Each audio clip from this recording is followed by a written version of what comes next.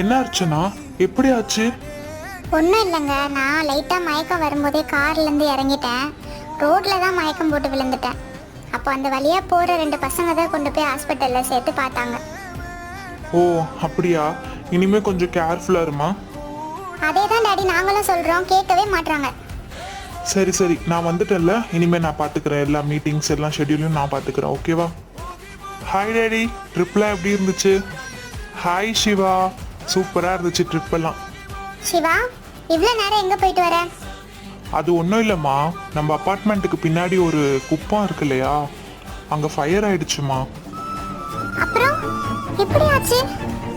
தெரியலம்மா, ரொம்ப ஃபயர் ஆயிடுச்சு. எல்லா குப்பமும் வந்து தீயில எரிஞ்சுக்கிட்டு இருக்கு. எப்படி அங்கே இருக்கிறவங்கள காப்பாற்ற போகிறாங்கன்னு தெரியலம்மா. ரவி அந்த குப்பத்தில் தானே இருக்கான்.